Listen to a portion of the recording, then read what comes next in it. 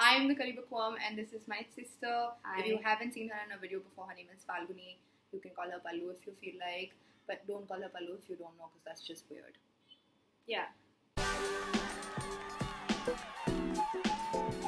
So this video is about do's and don'ts of curly hair. My sister and I have had curly hair all our lives. We've had 3 generations of curly hair. Fun fact, I don't know if you knew that about us. Our grandmother had curly hair. Our mother has curly hair. All of us have curly hair, and not to say that all of this wisdom was passed down. It really wasn't. We had to discover what to do and what not to do to our hair. Absolutely. My mom's generation had no idea how to deal with their hair, including my mom. She had no clue how to deal with her hair or our hair. I think she shed a little tear when we were born. We were just like, oh no, it's curly hair again. So this video is about what to do and what not to do. We're going to give you 5 do's and 5 don'ts. So think of this as almost like a starter kit to your curly hair journey. If you're transitioning. The first one for me is never use an actual towel while drying your hair, because it's you know how do we have those fibers coming out? So when you do that and wipe it, it just basically scratches against your hair, and it just basically disrupts and your curl pattern. Yeah. So what I actually use is this. This is a Turby twist. You can look for it online. You might actually find it. I found this in the States, and I bought it in a CVS. If you have somebody going there, or if you are in the States, then great, then get it. The reason why I have this is because it's a microfiber material, and essentially it basically soaks everything really quick, and it basically dries my hair really quickly as well. But alternatively, what can we use if you don't have this? For the longest time, I've been using a towel, exactly what she asked you not to do. It's only recently that I very reluctantly, even though it's better for my hair, moved to using an old cotton t-shirt. Do you need to use, does it have to be cotton, or does it have to be polyester? No, definitely not polyester or anything. It all scratches your hair. So essentially you just need to get cotton, but you need to get, ideally this lycra sort of soft cotton. Right. And so that's why she said old t-shirt, because it has a bit more give to it, and it's it's been softer. It's softer, worn in well. So that's what I meant when I said old. I don't mean the kind of cloth you use to dust your old stuff with. So the second tip, which I discovered thanks to YouTube, a lot of people had been using, I don't know if people have graduated from this, but they were using this, which is basically a tangle teaser. And you can look it up online. You can look it up online. It's very easy to find, I'm sure, in markets abroad. It's also very easy to find here. I would highly recommend this product. I use it personally. My sister uses it. My mother uses it. My best friend, who also has curly hair, uses it. If you're wondering why this helps, how I use it is I basically use this in the shower. I don't use it after. Yeah, never use it outside of the shower. So this is essentially put your conditioner in, and then you brush your hair out, so that you can essentially have it evenly get applied to all of it. And also this is obviously a detangler as well. Right. Never use this without really having slip in your hair. It has to have a lot of conditioner, and then you sort of comb it with the conditioner out. Don't use it even with just water, because it'll end up sort of pulling more hair. Not just this, any brush or anything. Yeah, the good thing about the tangle teaser is that it doesn't tug on the hair like most brushes do. I have a very sensitive scalp, so people who have sensitive scalps, you can use that, and it's a really great product. The third do is definitely have your hair be dripping wet when you're putting the leave-in conditioner on. Simply because if it's already dry, it's kind of locked itself out. Let me explain this a little bit more. Essentially, your hair has cuticles, right? When you have a hot shower, what happens is the cuticles get open, and then so when you come out right out of that, if you let it dry, the cuticles close back. But if you quickly apply your leave-in conditioner, the leave-in conditioner goes into your hair cuticles versus just sit on top of your head, which is why you really need to apply your leave-in conditioner right after you get out of the bathroom. Don't wait, don't have a juice and chill around and stuff like that. Use it immediately. completely, and do not dry your hair before that. So the next thing that I would say is use a satin cap. And the reason why we need to have satin on our head or silk is that when you go to sleep in the night, basically, scratches, like just like the t-shirt versus the towel, what happens is that you tend to like keep shifting your hair, and then it just scratches against your hair, and then just gets really messed up. What I would do is essentially take all of the hair, put it, all of it, right, like that, and then put it into a ponytail so that this part, which is actually the underside when you put it down, is the one that's coming up.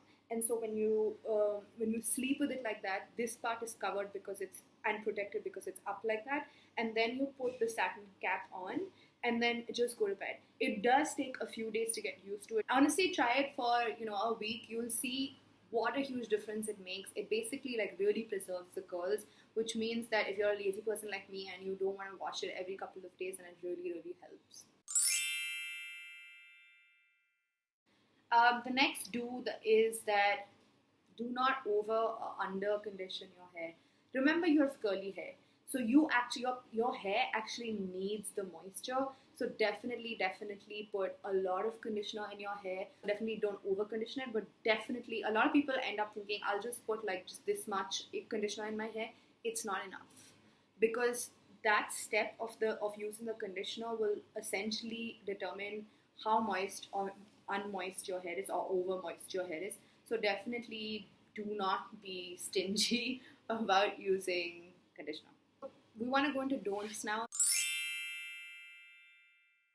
The first don't is definitely don't use one of those not elastic, sorry, I'm saying you need elastic. Definitely don't use one of those rubber hair tie thingies, which they use to tie like little packets and things like that. Don't use that because it really like damages the hair, and I feel like with my hair it is like, I have fine curly hair, I have curly hair, but individually if you look at the strands, they're fine, and I feel like they break my hair down at like very easy, prone to breakage. So I would say don't use that. Use something that's made out of cloth, something that doesn't tug at your hair a lot.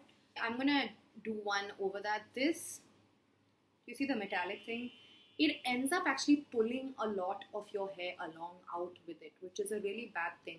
So ideally buy rubber bands that don't have like, you have no metallic things at all. It's just like totally continuously elastic. Every time you use something like this, you end up like pulling out a ton of your hair, and it really irritates your hair. It feels like this is a video about what doesn't irritate your hair.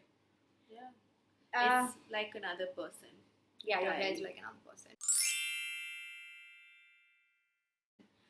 The other thing that I want to say is do not shampoo your hair every single time you wash it. I know that she has a different piece of advice, and the reason why she's doing this with me is because we have different kinds of hair. But essentially, try this out. Try to not shampoo your hair every single time you wash it, unless you have like an infected scalp or an itchy scalp or dandruff. If you have an oily scalp, or you tend to like have a lot of build up quickly, then I would say shampoo every time. I actually have a solution to this. I know it just feels weird that you're not shampooing your hair, but the thing is, you don't need to shampoo your hair. When you actually put water on your hair, a lot of that stuff comes out. What I do is I put my hand in like that, and I massage my scalp while the water is running over me, so that all of the dirt in my scalp just comes out. The thing that I do is that I shampoo only like maybe once in 4 times that I wash my hair. If you feel like you have an oily scalp and you generally get a lot of buildup, what you could actually do is you could have basically this like a small bottle type thing with 1:3, 1 part of apple cider vinegar and 3 parts of water. While you're showering, what you do is you pour sort of the ACV mix in your hair, and while you do that with one hand, just sort of massage it like that. What happens is it takes out all the buildup without damaging your hair. It's supposed to be really, really, really good for your hair. I've tried it. It is freaking awesome. So yeah, that one was don't shampoo your hair all the time. The reason is simple. It just basically scratches against your hair and takes out all the moisture. Every time you put moisture in, you put shampoo, the shampoo takes out all the moisture. So essentially, the endeavor here is to keep your hair soft as possible.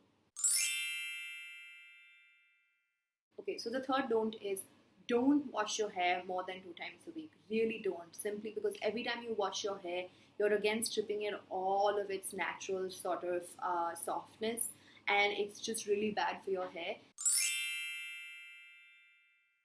This is a thing that you absolutely must not do. Do not touch your hair until it's dry because it disrupts the curl pattern. And once you've set it with your conditioner and leave-in conditioner sort of that you put in your hair, just let it be unless you're drying it with a diffuser or something like that. And that's the only time you should be touching it.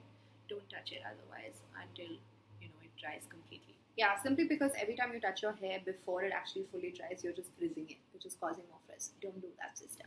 Yeah, you might as well use that towel. Yeah.